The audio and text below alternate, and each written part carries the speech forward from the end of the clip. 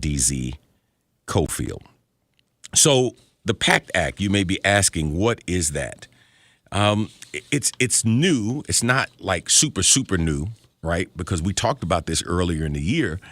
But it's amazing. It just takes time for people to get information, especially for our veterans who feel and their families who have been beat up over the years, right? Trying to justify, trying to say, hey, no, this happened to me in the war and I served my country, and why am I coming home and I've got to fight for basic medical care and fight for just basic money for a decent standard of living. The PACT Act is a law that expands VA health care and benefits for veterans exposed to burn pits and other toxic substances.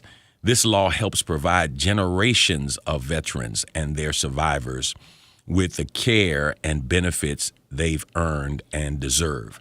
This law expands healthcare eligibility to several groups of veterans who may not have been eligible before, and requires VA to phase in hospital care, medical services, and nursing home care for any illness to 3 new categories of veterans. Category 1, veterans who participated in toxic exposure risk activity as defined by the law while serving on active duty for training, or inactive duty training. Veterans assigned to a duty station, this is Category 2, in certain locations, including airspace above, on, or after August the 2nd, 1990, in Bahrain, Iraq, Kuwait, Oman, Qatar, Saudi Arabia, Somalia, or the UAE, United Arab Emirates, through September the 11th, 2001, in Afghanistan, Djibouti, Egypt, Jordan, Lebanon, Syria, Uzbekistan, Yemen, and any other country determined relevant by the VA.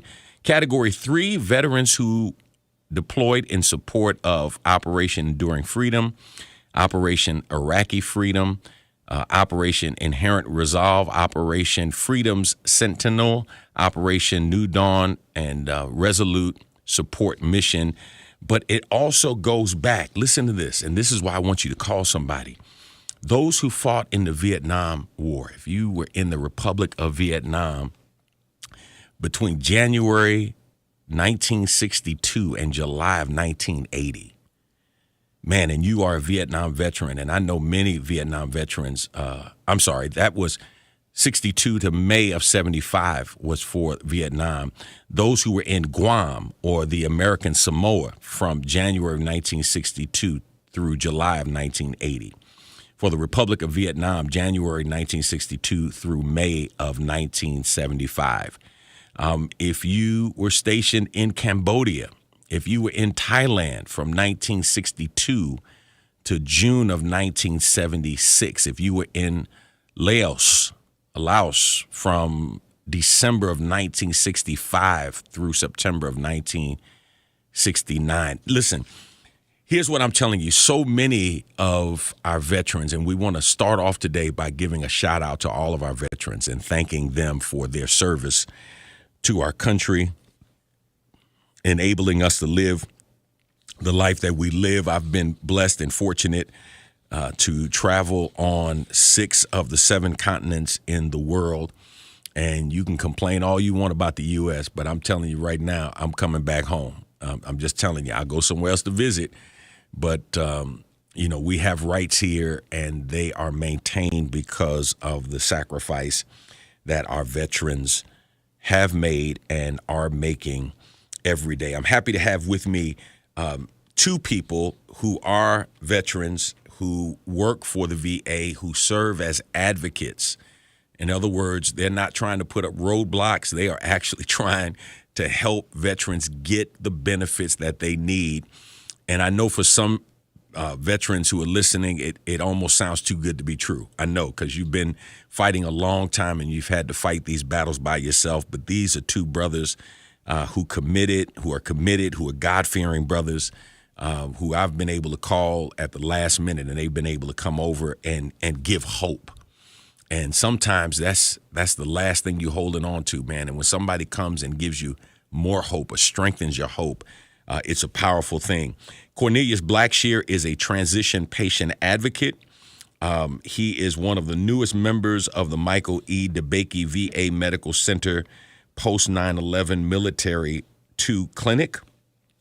He is part of a program that provides social work service, and more than 50% of the team members are veterans.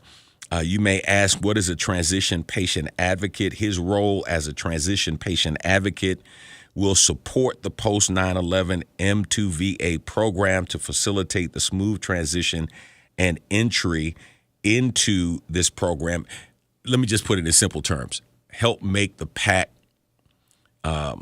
Act a reality for you. That's basically what he does.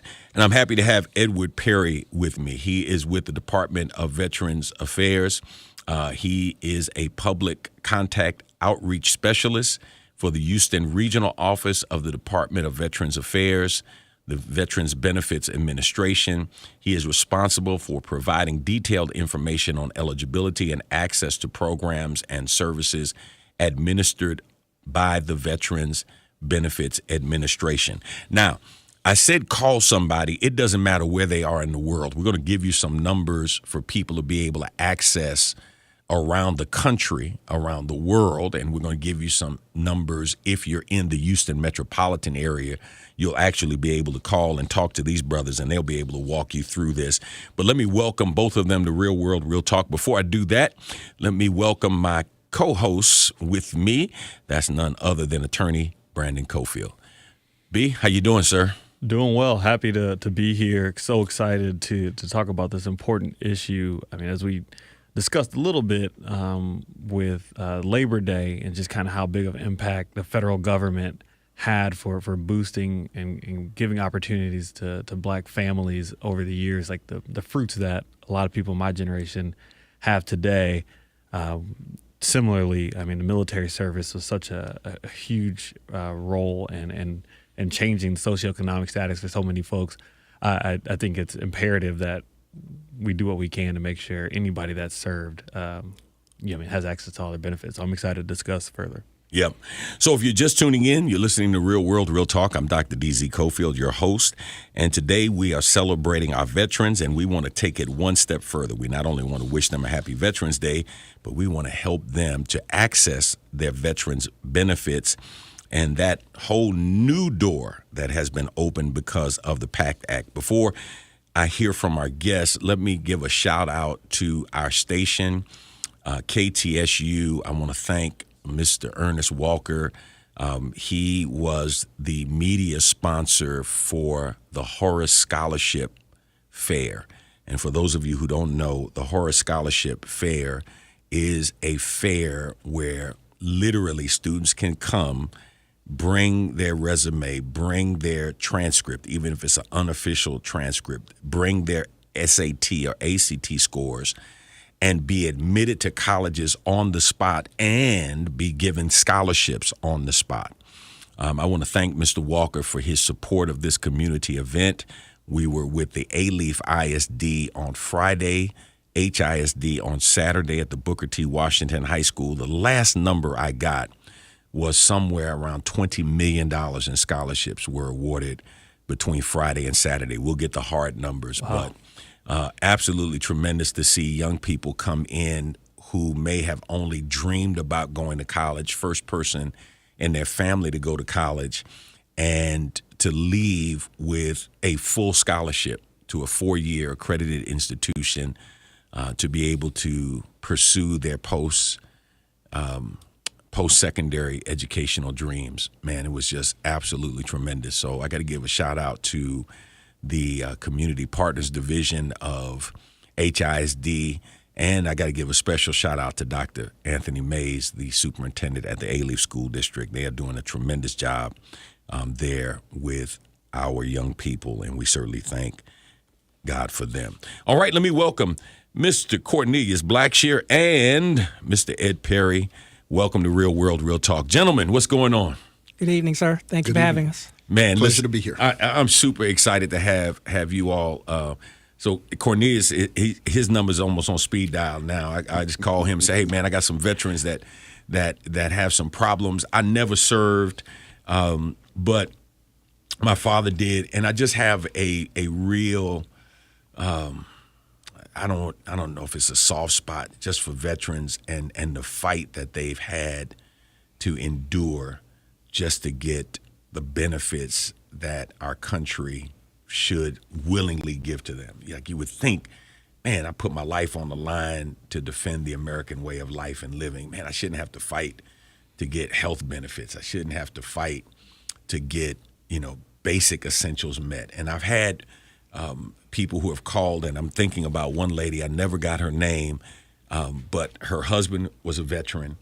And, when Harvey hit, they could not get their home repaired because of a lot of the political shenanigans that were going on between the city of Houston and the state of Texas, GLO.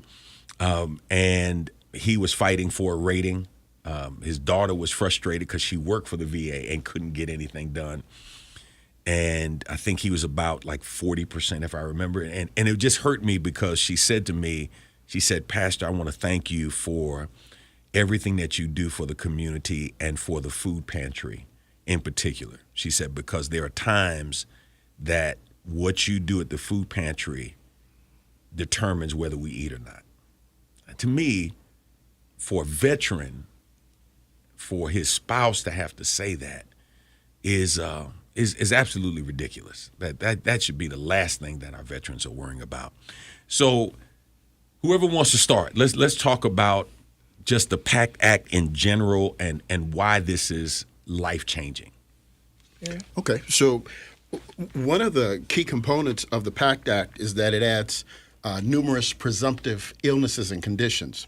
So if a veteran served 20 or 30 years ago, maybe that illness didn't manifest, it wasn't diagnosed, but now because they served in a particular area that was recognized by the PACT Act, or we acknowledge that they were exposed to certain toxins, they now can claim those conditions and actually get service connected for it. We assume that it was caused by their military service, and that opens up access not just to monetary benefits, tax-exempt monetary benefits, but it also opens up access to health care.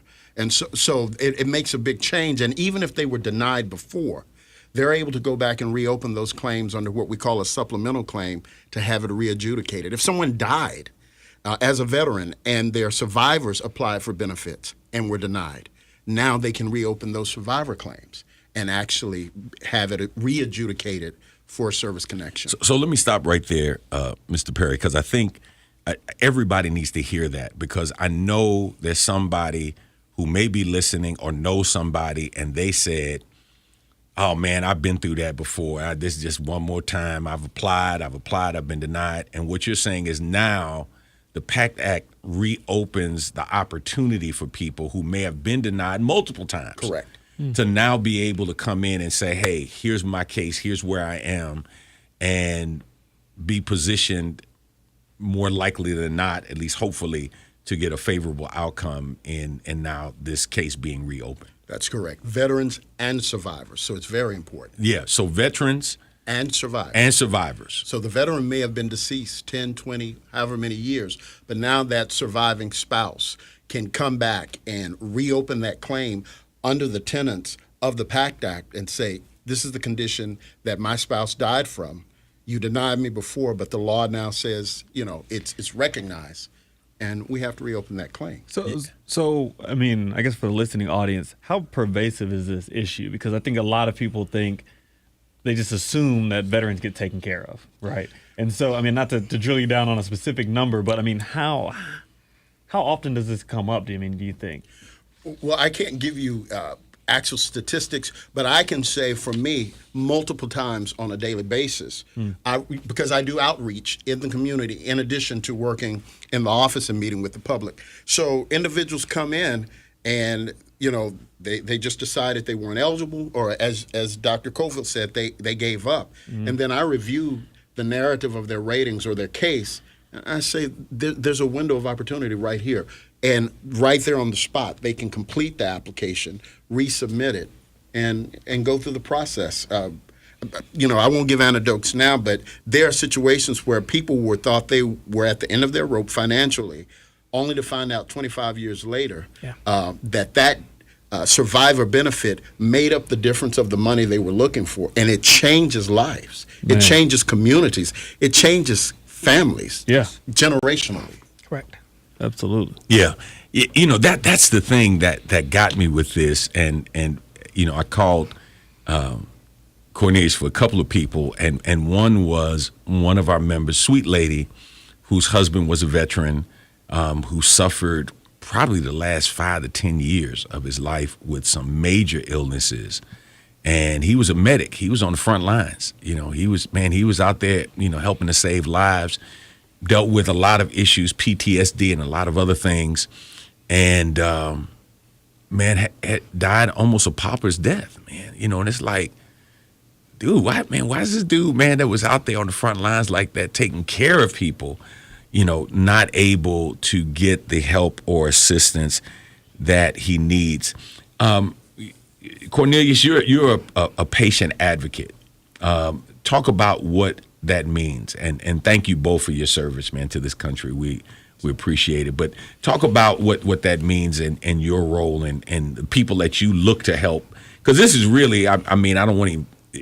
I know the government might not like this, but this is really like a ministry. I mean, you literally, man, are finding people who are hurting, finding people who have given up, and giving them hope. And I can only imagine when you walk people across the finish line, what they feel. Talk a little bit about that, if you will. So in the healthcare administration umbrella, one of the things that we do, we also provide outreach. And you'll be surprised that there are also veterans that are receiving health care through the VA, but they've never filed a claim for compensation. Education, a missed opportunity, whatever that looks like. So for us as advocates, our role is to educate, engage, and then empower those veterans to apply for benefits. We have a large VFW, American Legion, population here in the greater Houston area for those veterans that are engaged. Also, the church ministries that have veterans affinity groups. Those groups have been misinformed for years, whether it's intentional or unintentional. For us going back out and making sure that we can get a copy of that D-214, talk to that veteran about where they served, and not only get them to enroll in health care, but again, to apply for that compensation. There is a lot of survivors here in the Houston area. You asked that question, I can say on any given day, I would say 5. Just me personally. And talking to veterans that are transitioning, oh, my uncle served, oh, my aunt served. Or you see those homeless vets on the streets all the time with those signs up. As I'm driving by, hey, here's the VA card. I went there and they told me, well, let me give you the PACT Act. And I give them that information, and I give them my card, and I ask them to call me. Some do, some don't. But again, there are so many opportunities that we're missing. I think that's the value of this conversation we're having tonight. So let's before we go any further, because one of my members said, Pastor, please give us some numbers to call and do it over and over again. I was about to say that. So, I was like, in case they missed it. Yeah. So give us some numbers that people can call. If you have some numbers locally, and then maybe some numbers nationally. I think I have a number here, 1-800. This is a national call center, 1-800-827-1000. Correct. That's correct. So if you are wondering what services can you schedule, change of address to finding out if you can change your status, 1-800-827-1000. Is there a local number that somebody can call? Yes. So the local numbers are being revamped with a new phone system, but the primary number is 713-383-1999. Under the old system, the last 4 digits was 3770, and we're now adding 2 digits to it, so it should be preceded by 37. What I would ask is for the first 2 weeks, use that national number until the new phone system is in place. 713-383-1999, 373770. 373700. That's the extension. Okay. So one thing that I like to ask, in this instance, I'm kind of asking for a reason.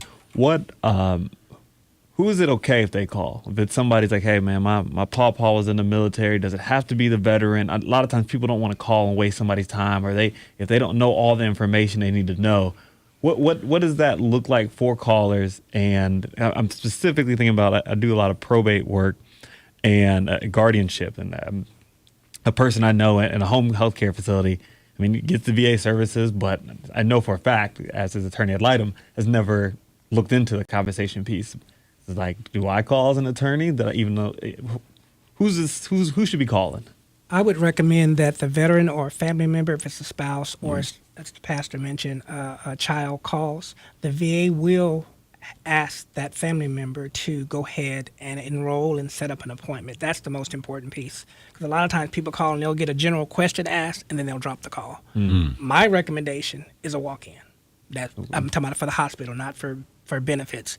You walk in, you go to the 4th floor at the Michael E. DeBecke VA Medical Center. Eligibility is there. You walk into eligibility, they will give you the form 1010EZ, which is the enrollment document. They'll ask for the discharge document 14. If the veteran doesn't have it, they'll tell them how to get that document, but they'll go ahead and file that record, and they'll give you a timeline to get that information in. That gets you started on the healthcare side. And once you're involved in the healthcare side, then those social workers that are there at the hospital, they will talk to the veteran about filing for compensation.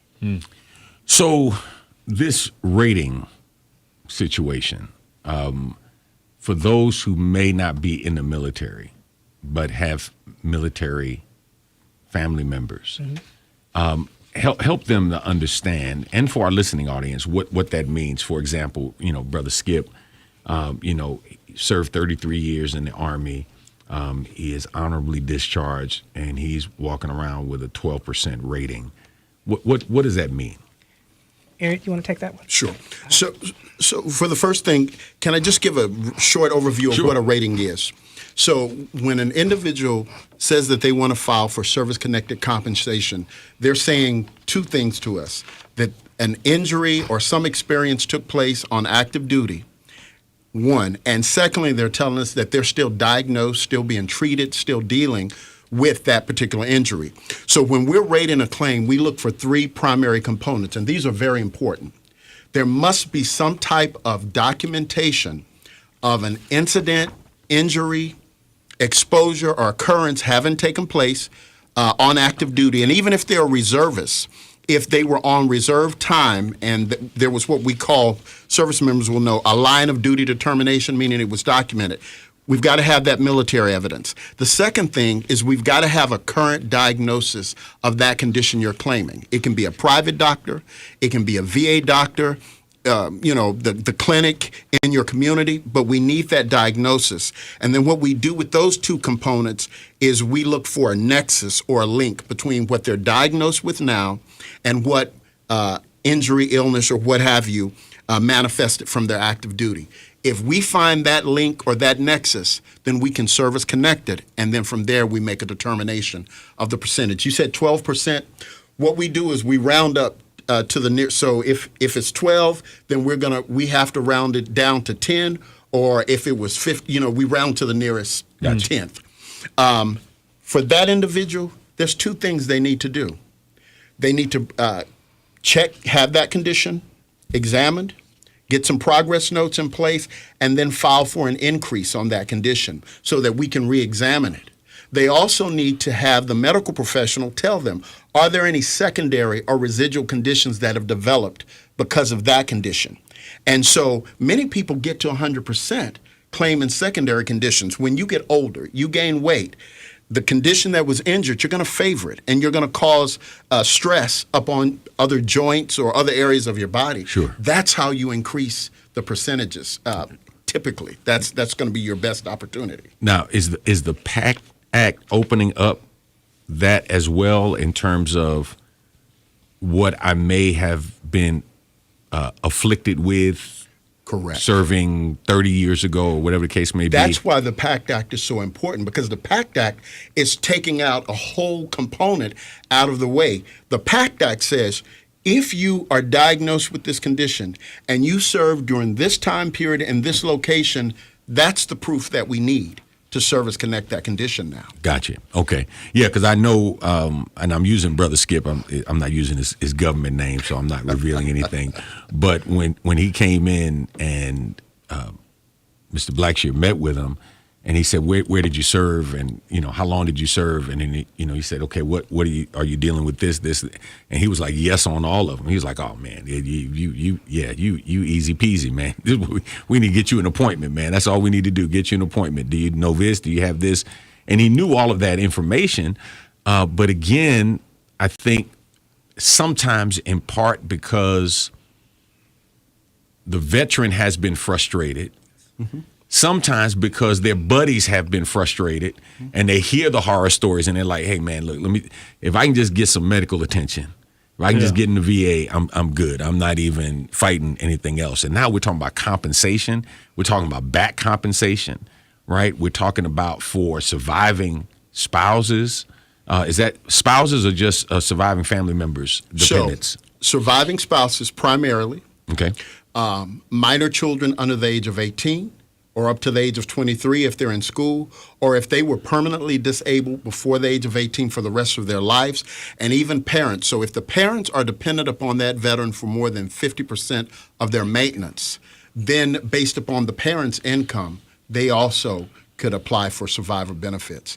I want to take it a step further. It's not just that monthly compensation they're going to receive. There are a lot of ancillary benefits that literally can change their life.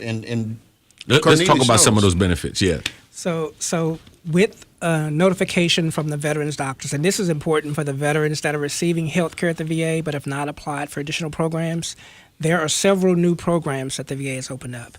We talked before about the aid and attendance program, which would come back through the compensation side of the house. But if a veteran needs care in the home, rather than them going into a nursing home or being sent to another, community type center, the VA wants to compensate by having that veteran in their household. They want them to stay there and be comfortable. So whether they do a modification of a vehicle, modification of the home itself, or bring in-home care for that veteran to make sure that their livelihood is sustained, they will do that. We talked about Brother Skip again, and he's receiving treatment at the VA.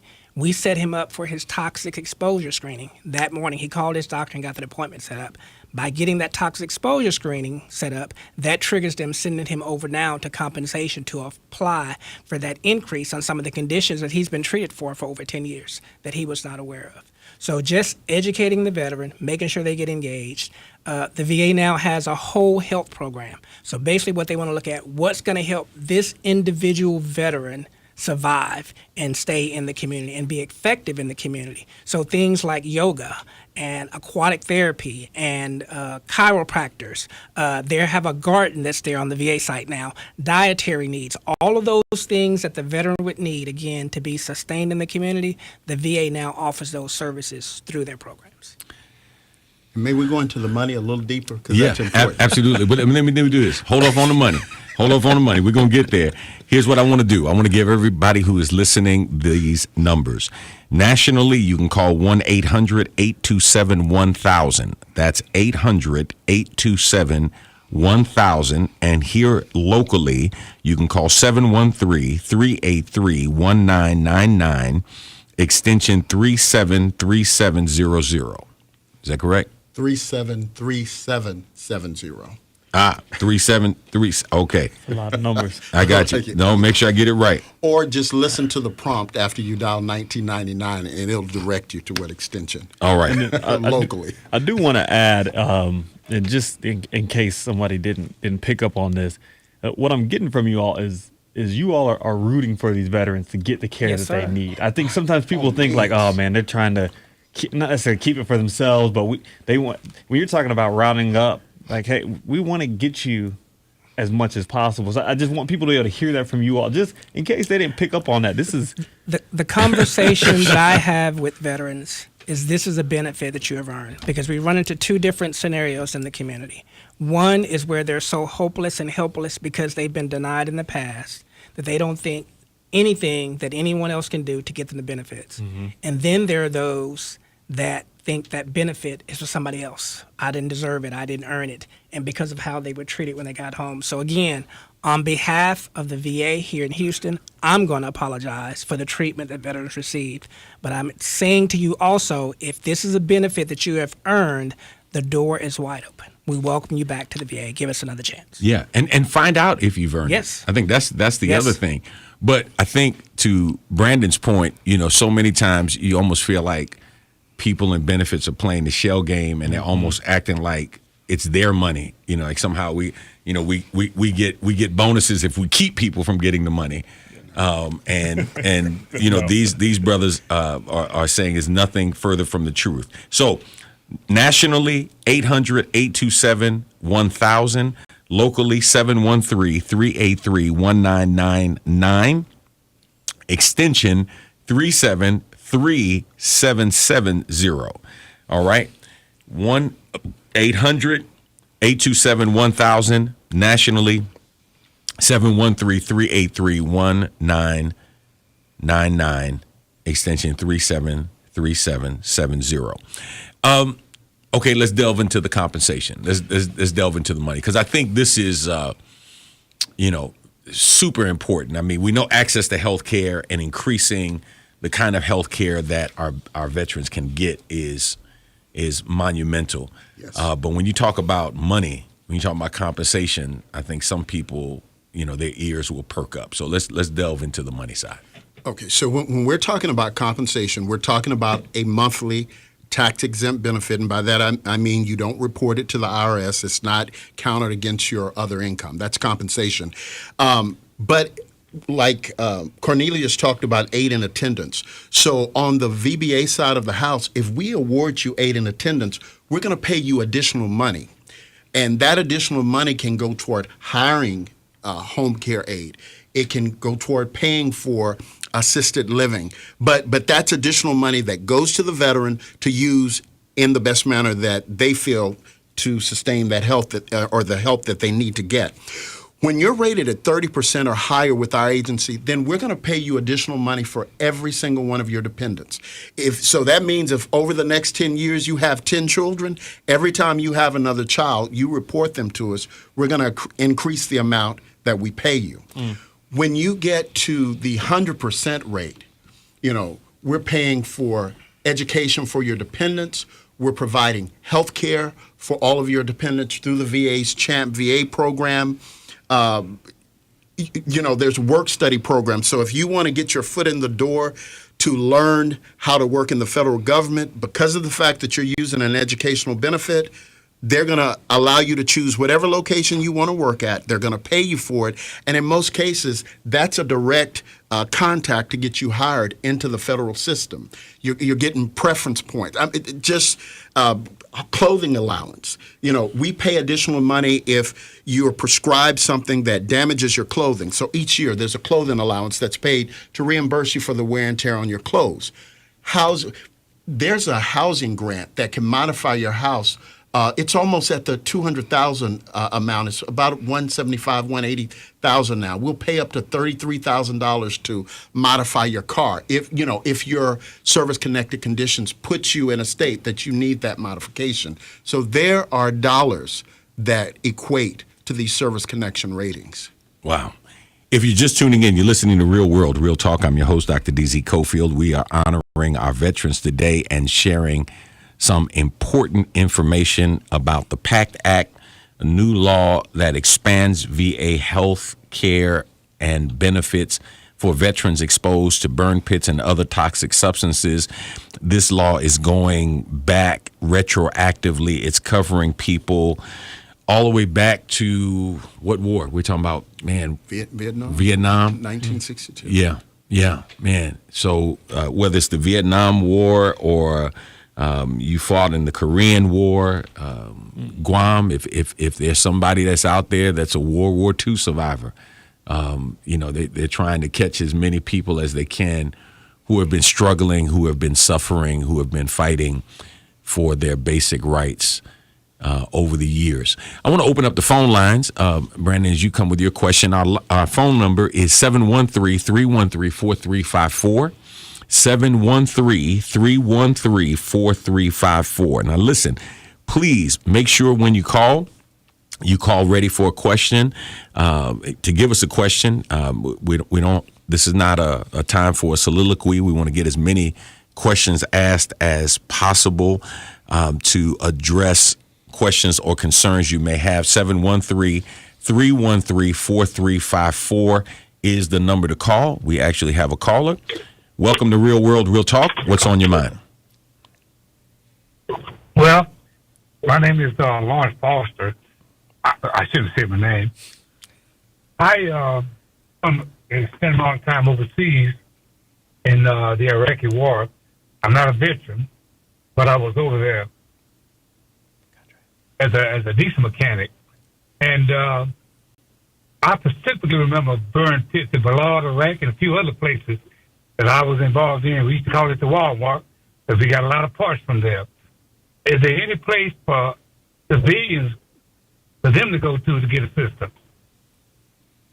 So about a contractor or civilian contractor, that's something that you would have to work through the company that hired you or the agency that hired you, workman's comp, those type programs, because unfortunately the benefits are strictly for service members or veterans who actually served on active duty overseas.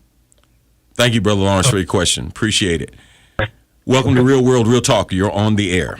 What's your question? For veterans. I have a bunch of questions. But, one of them is, you guys talk too fast when you're giving the numbers. Make sure you got to turn your radio down, sir. Turn your radio down. I have a bunch. I turned it down. Okay, what the local number is 383 377, 199 what? No. Okay, let me give that number again. 713-383-1999, and then there's an extension 373770. Okay, yeah. See, I listen to the radio station almost daily, and when I was in the VA hospital, a bottle exploded in the bag that I had my address book in, and the online number got destroyed. And I got it. I've been sitting here listening, like real big time. Okay. Look, I'm a disabled vet. I was misdiagnosed on purpose by the federal government. Okay. And I've been in the system for a long time. And, what I really have is post-traumatic syndrome. Yeah, I'm sure. Are you familiar with the shock doctrine by Naomi Klein? No, sir. No, sir.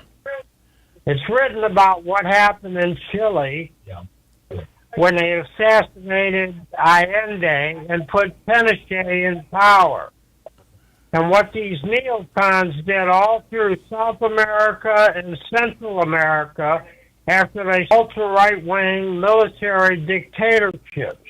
Okay, sir, let me do this. Let me do this. Let me make sure you have the number. 713-383-1999. You can follow the prompts or go to extension 373770, and they'll be able to help you. We appreciate you calling, though, sir. Thank you for your service.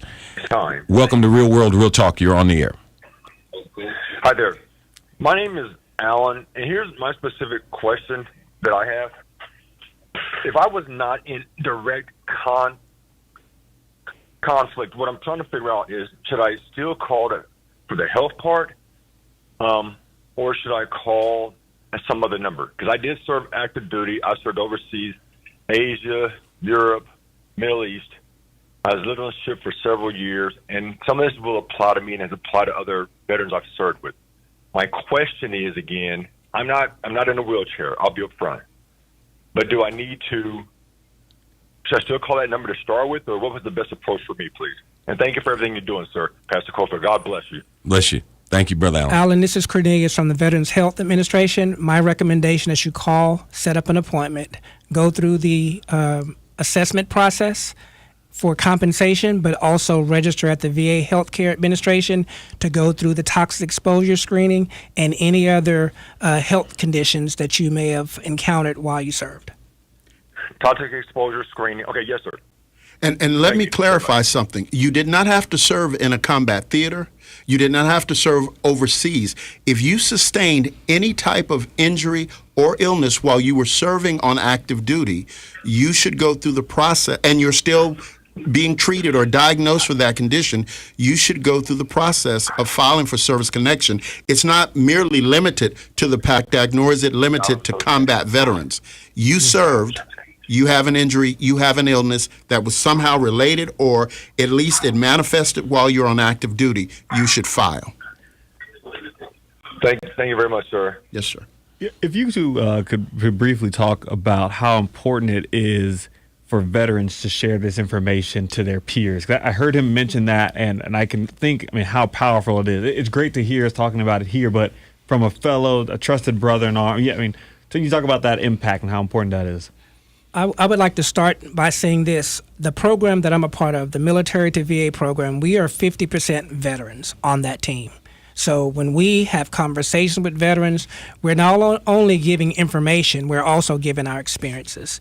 And as Dr. Cofield mentioned, this is not only our jobs, but this is our passion. You talk about brothers in arms and not leaving another veteran behind.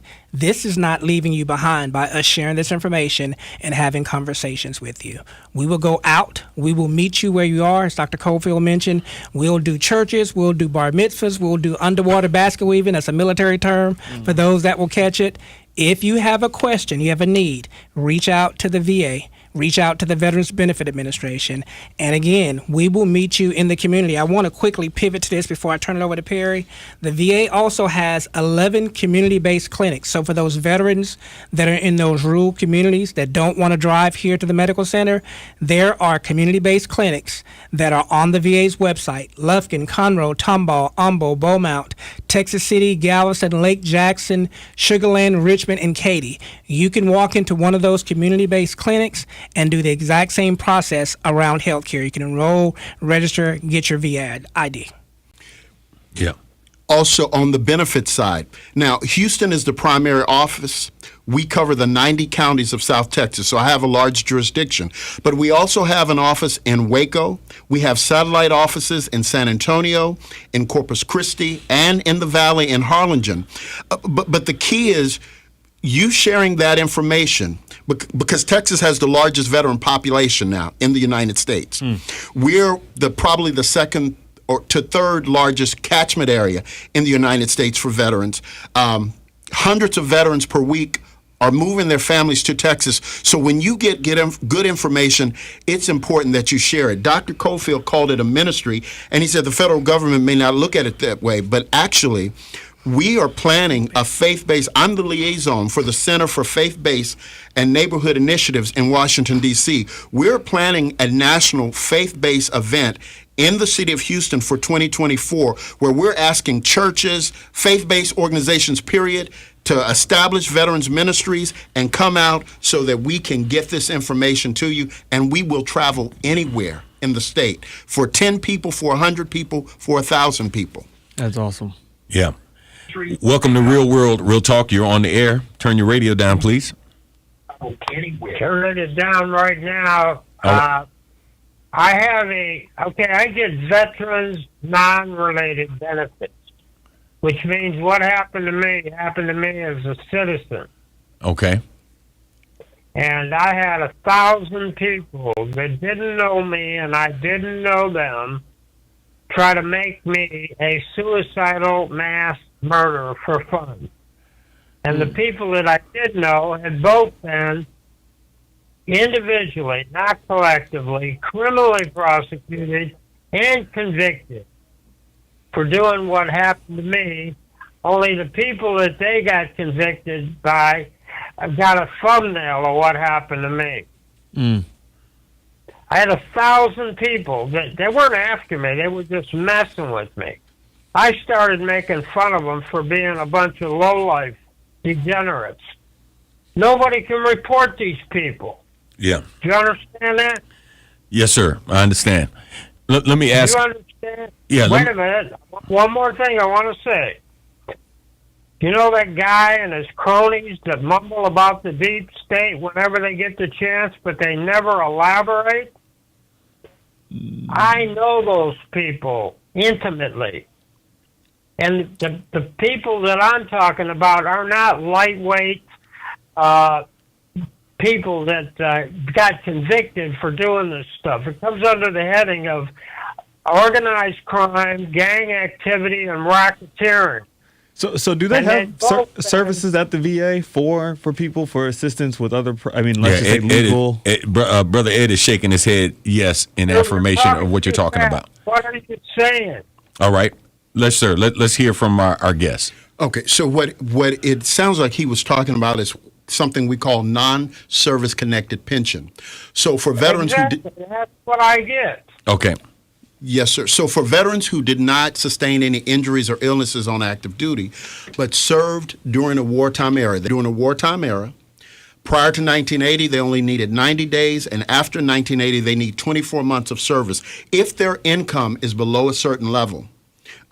Currently, it's a little under $16,000 per year, and any out-of-pocket medical expenses can be deducted to lower it even more. So if they meet that qualification, we will pay them a monthly benefit, even though they may be permanently disabled, but it wasn't due to the military. It's called non-service connected pension, and that's to keep veterans from becoming homeless so they have a source of income. All right. We've got another caller. Welcome to Real World Real Talk. What's on your mind? Hello? Yes, you're on the air. Yeah, my name is Torrance, and I'm a veteran of the United States Army, and I'm currently at 30%. Now, when I filed my first claim, I was given a 0 rating, and then I moved to San Antonio back in 2016. Now think about that, from 1991 rather, to 2016, I first got my 10% in 2019. So my issue was that I had a issue, and it's service connected, but I was denied for it initially.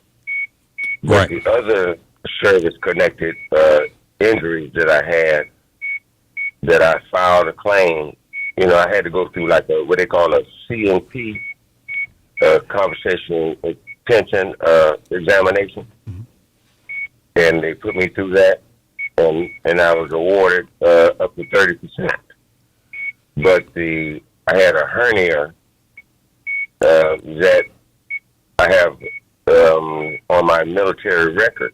Okay, Brother Torrance, let me hold on one question, because I want to let these gentlemen ask you some questions that they would ask somebody else who may come to see them, because I want other people to hear not just your story, but I want them to hear where this line of questioning can go and how to reveal certain information. So, Brother Ed. Okay, so first of all, thank you for your service. The first thing I would ask is, when you receive that 0% rating, and I want to admonish everyone, 0% is not bad. It is the VA acknowledging that condition is service connected. And if your at that point, all you need is medical evidence from a doctor saying your condition has worsened, and you can file a claim for increase as often or as soon as you want, as long as there's medical evidence that says your condition has advanced. That's one thing. So when you receive the 0% rating, how long was it before you filed again?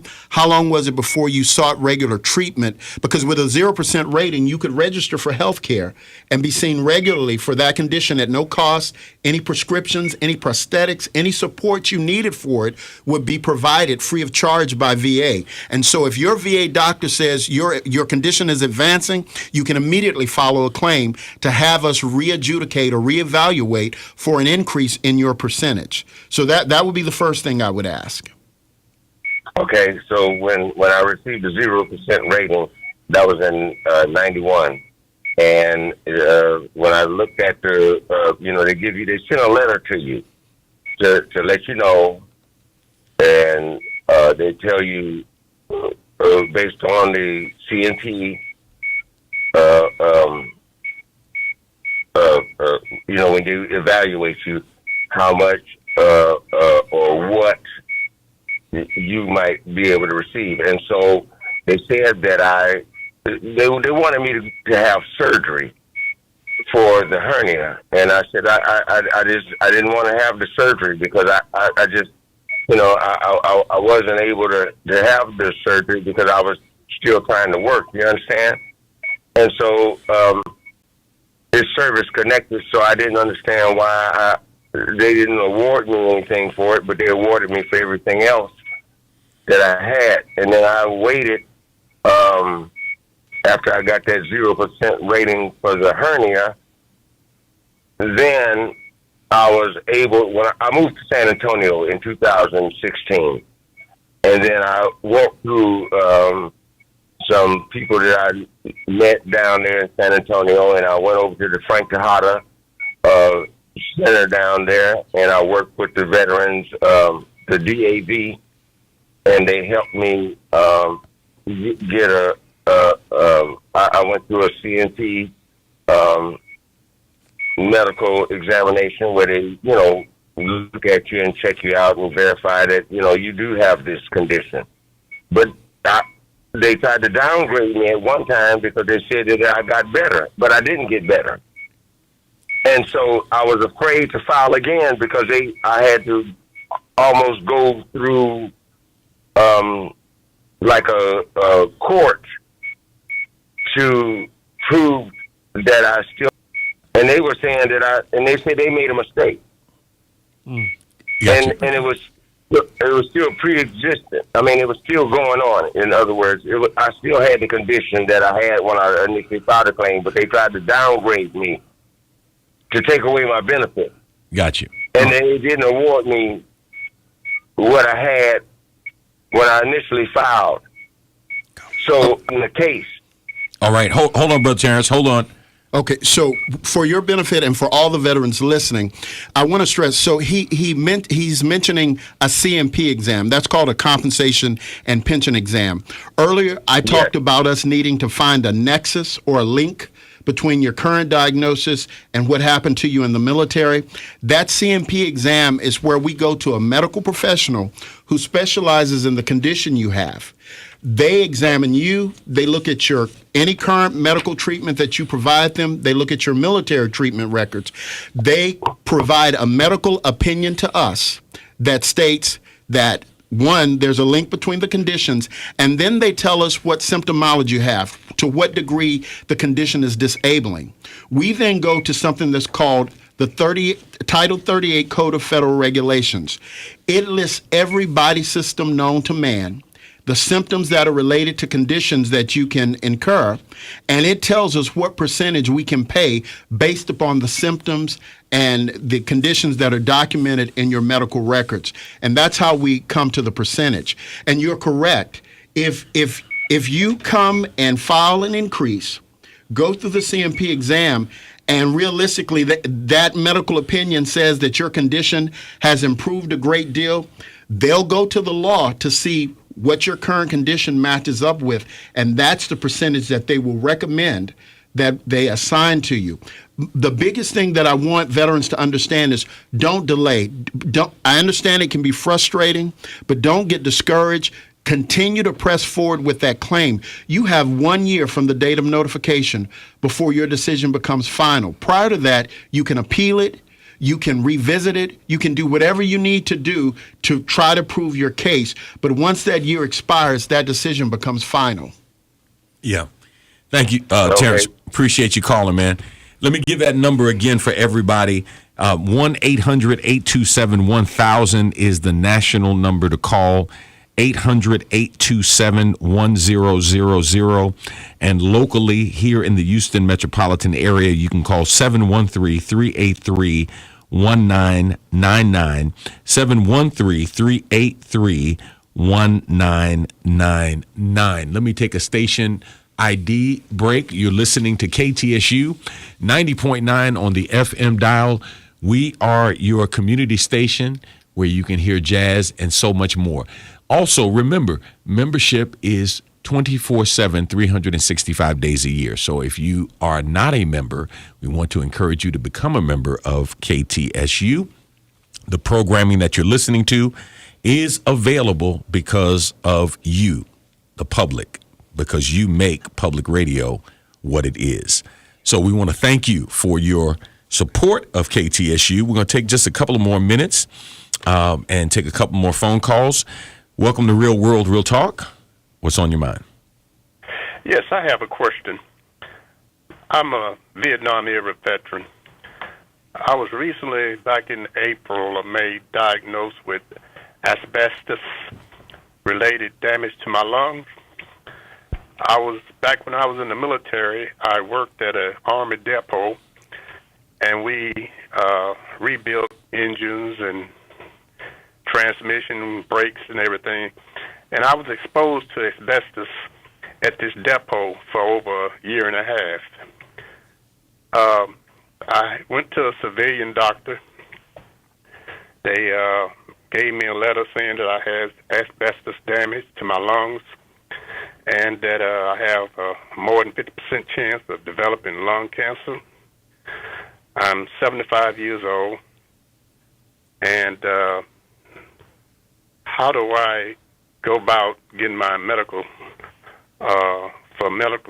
disability for exposure while in service?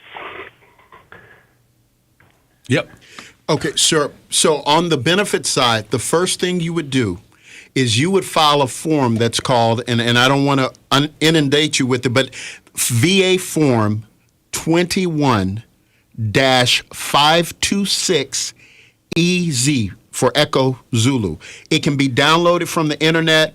You can get a copy from our office. Our office can mail it to you. A veteran service organization like VFW or American Legion, but that form is your first step. VA Form 21-526EZ.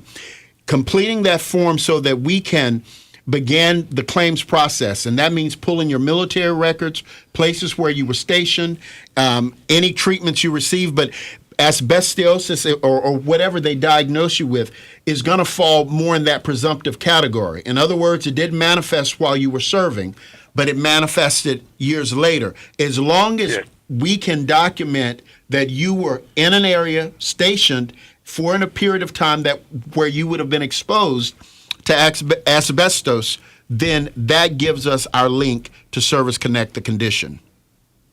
Okay. Yes, I was at a depot, and we rebuilt, we took engines apart. We had asbestos around the heating systems, the manifolds, brakes, and clutches. So I was exposed to that for over a year. And then when I went to South Korea, I did the same thing at a direct support maintenance facility. But do I have to go through the VA doctor to get I know this came from a civilian doctor, but do I have to go to a VA doctor to get tested and checked out? No, sir. Any medical professional that will document a diagnosis and progress notes, prognosis of your condition is acceptable. Okay. As medical evidence. I have that. I also have a breathing pulmonary test that they done on me to back up what the doctor's statement said. Submit all of that with your 526EZ as supporting evidence. Okay, then. All right. Thank you so much, sir. Right. Thank you for your service. Do I go through a DAV? That's your option, sir. You have the option to use an accredited veteran service organization, or you can submit the claim directly to the Veterans Benefits Administration. Okay, then. All right. Thank you very much, then. All right. Thank you. Thank you for your service, and thank you for your call. I'd like to hear, with the last few moments we have, I want to thank Truth for giving us a few minutes here. Let's talk about some of the success stories, because I know there are people, And let me say this, we're hearing stories, some of which are horror stories of how people were treated, feeling like they were mistreated just to be mistreated. And we know that happens in any organization, right? That everybody in the organization is not there for the right reason. They don't have the right heart. Maybe they're dealing with their own stuff, right? And so some people did not receive the care, the attentiveness that they needed. But let's talk about some of the success stories, some of the people that you've been able to walk through and see come across the finish line on the other side. What are some of the things that really drive and motivate you to do this work? I want to say this as we close. All of this information that we're sharing with the audience tonight can be found at va.gov. If you go to va.gov and look under healthcare benefits, if you go to va.gov and look under the Veterans Benefit Administration, if you go to va.gov, you can look under the National Cemetery. You can go to va.gov and look at the Vet Center, which will help with mental health counseling. One of the things as a transitioning patient advocate that I have learned is that there were veterans in the past, Vietnam and other, that had a substance abuse issue, and they used and received an other than honorable or dishonorable discharge.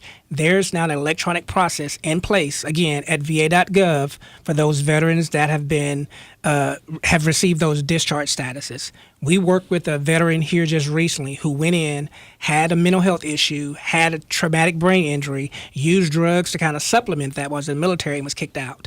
Just recently, he put in for an increase of his disability category. He received that and now is being compensated, now is in school, and again, feels whole again because he was able to receive that compensation. So don't let your past be your present.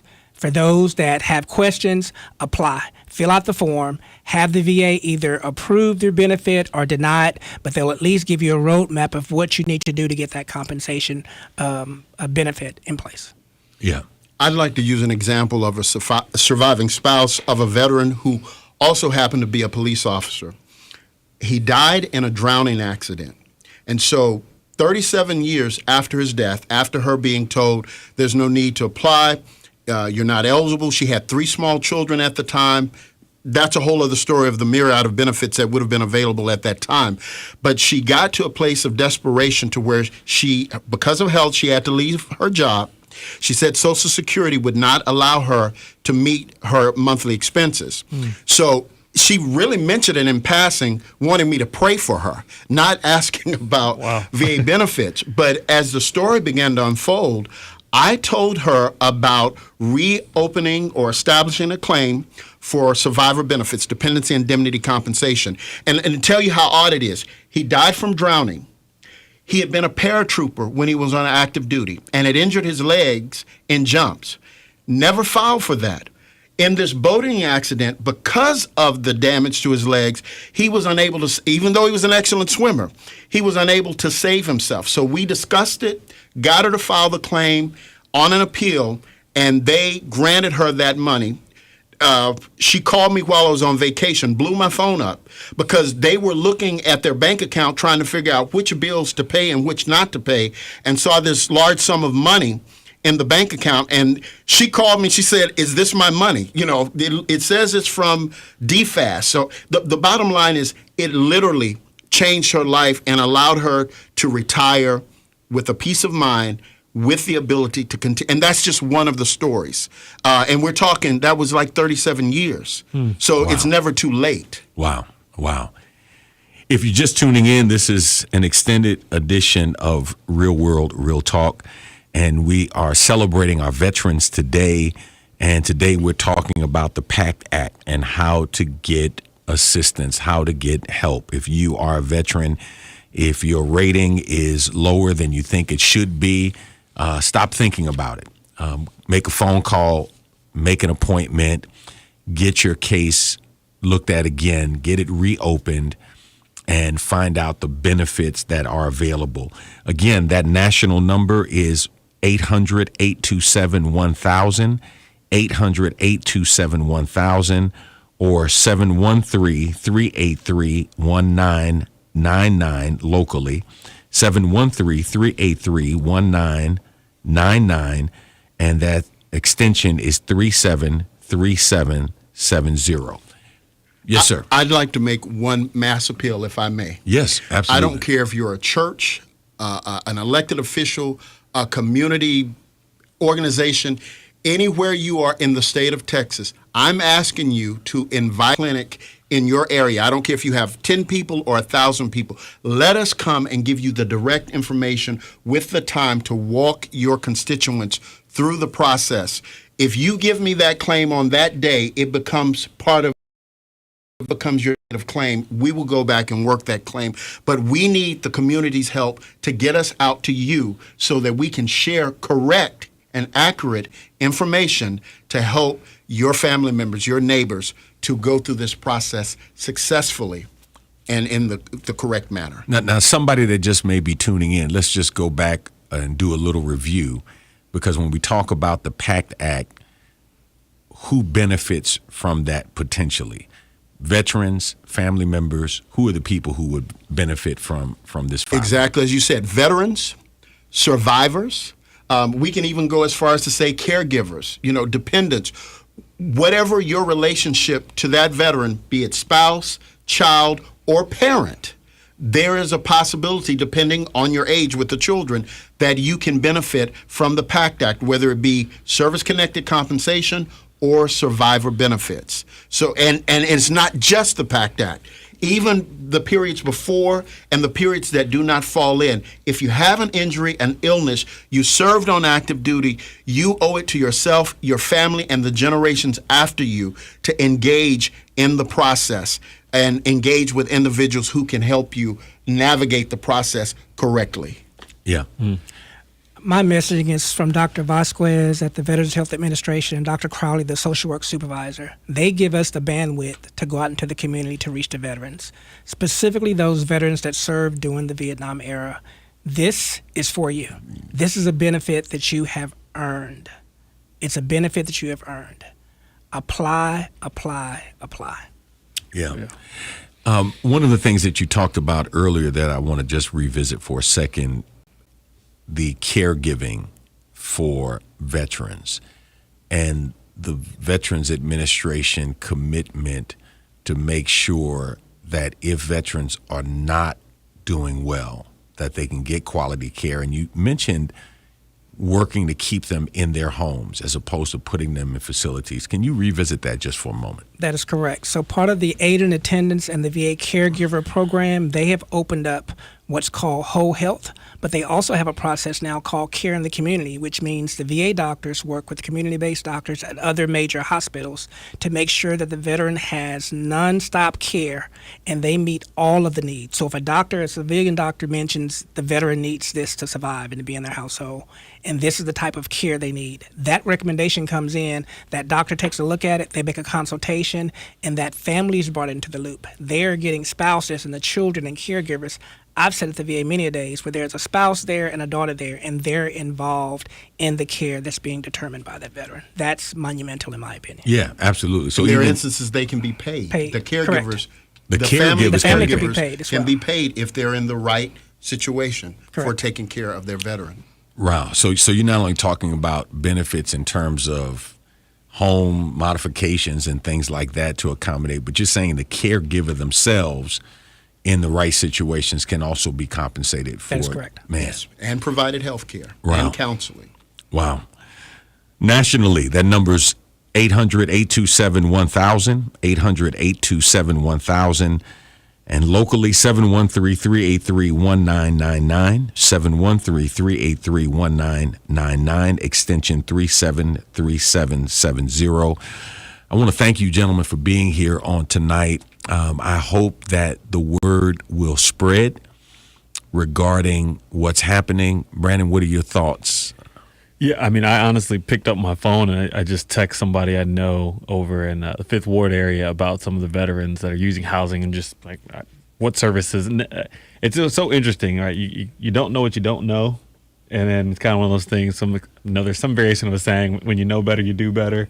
And so I mean, I'm taking it upon myself to just think about some of the different veterans and just different places and spaces where I know that there's a large, especially the Vietnam vet, as they're aging. I mean, you know kind of where they're at, and making sure that I'm doing what I can do with my tentacles in the community to try to make sure that they're getting plugged in. So, I mean, I'm taking that on my my own personal challenge, but I hope some of the listeners are also thinking about who they know, their family members. I mean, I have some questions, like I said, about family members of myself offline, and I'm like, man, wait a minute, 'cause there's quite a few folks on both sides, and I guess that impact could just obviously has ripple effects on generations. So Yeah, absolutely. Welcome to Real World Real Talk. You're on the air. Yes. Let me turn the radio down. You guys asked me earlier one question I wanted to ask, and I had just walked in the door, and I was kind of mumbled up. But I was talking to somebody that was talking Medicare, and they told me that if I was a veteran that was over the age of 67, and when I signed up for Social Security, I didn't have enough money to get Part B. And he said that if you're a veteran, you can get the penalty dismissed. Do you know anything about that? Thank you for your question. So, sir, I think the biggest suggestion that I can give is that you want to go through Health and Human Services and the Social Security Administration. I do know as far as for qualifying for having health care, VA care does meet that qualification.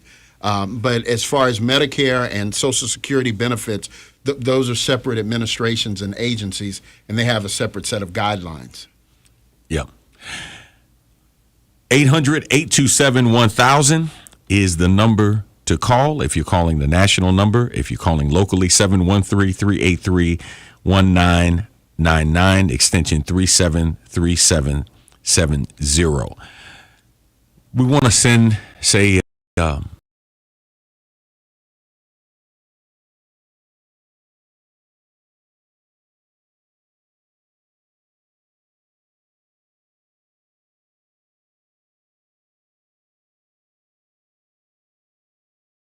just got the discharge, you're retired, and that's it. I don't know, Brother Cornelius, if that was a norm or not. When I heard Brother Skip say that after 33 years, before he even got home, they said, okay, you're retired, that's it. It's like, man, you give so much of your life to anything. And, there's not a card, a goodbye, nothing. And, and then to be fighting for a rating, is, as I would say, ASA 9, ASA 10, and ASA 11. I mean, it just makes no for this platform and this opportunity to share this with others. You can go to my Facebook page and get more information.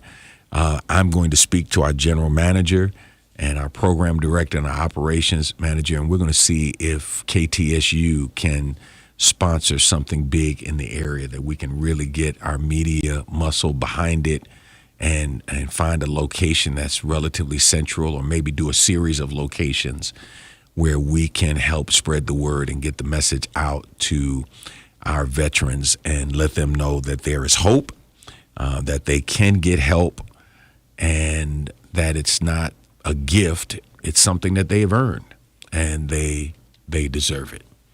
All right. Last thoughts, last questions, or last points?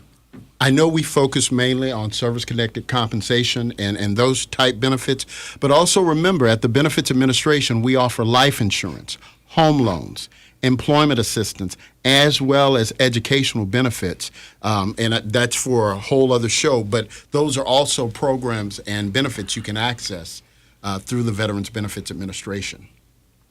Yeah. It just seems like there's just a wealth of information that's out there. And again, I think because people maybe went in one door and got kind of beat up and got discouraged, they kind of left everything else out there. So even when you talk about educational benefits and things like that, they're there. They're there for their spouses. They were there for their dependents, and they just never took advantage of that because whatever interaction was, it left a bad taste in their mouth. So I hope that you will revisit it. Brandon, any last thoughts? No, I mean, I'm digesting, like I said, and I think this is one of the more helpful. I mean, I feel like all of our shows are pretty helpful to folks, but this one I really think is going to touch on a population that, unfortunately, is probably the most forgotten, but the most deserving at the same time of these different and all these resources. I'm excited. I'm excited for our listeners. I'm excited for the community, specifically some of the Black and brown populations that obviously just were denied so many resources ages ago, to really finally get a chance to get this, to get something. And that's a whole nother discussion for another day. But I mean, it's just a powerful thing. And as a former public health professional, knowing how hard it is to connect resources to people. And I'm glad that KTSU and that you all are here in VA, like actively working on connecting people to resources instead of just saying like, hey, it was on our website, so they didn't find it, didn't know what to tell them. And so I'm really glad to hear that people are advocating and actually want people to get these benefits. So, yeah. Well, thank you, gentlemen, for being with us, and we'll have to make sure we do it again. The late Vernon John said, if you see a good fight, get in it. I always add, if you don't see a good fight, start one. And the fight for our veterans is a fight that is worth getting involved in, whether you served in the armed services or not. The truth of the matter is, we would not be here today living the life that we live without the sacrifice of men and women down through the years. And so today, this weekend, we set time aside to remember their sacrifice. But it's more than just remembering their sacrifice. It's more than just saying thank you with words. The PACT Act gives us an opportunity to say thank you in a very tangible way. And so I want to encourage all of the veterans who are out there serving, all of those who have served your country, man, make sure that you do your part to make sure that your past is not your present. May have had some bad experiences, very legitimate feelings, very legitimate complaints, but there are a wealth of resources out here, and nobody's giving you a gift. You have earned this. And because you have earned it, make sure that you fight for it. And if you're not able to fight for it, maybe you're tired. Man, get a family member, get a friend, or get an advocate like Mr. Blackshear or Mr. Perry. Get an advocate who will fight for you. Again, that number is 800-827-1000 nationally, 800-827-1000. And locally here in the Houston metropolitan area, 713-383-1999, extension 373770. That's 713-383-1999, extension 373770. Until next time, God bless is my prayer. KTSU and ALW Entertainment presents Live Jazz on the Seawall with the Jazz Fusion All-Stars, Nelson Rangel, Kiele Minuche, Lyle Tizer, Anthony Crawford, and Joel Rosenblatt with special guest Nicole.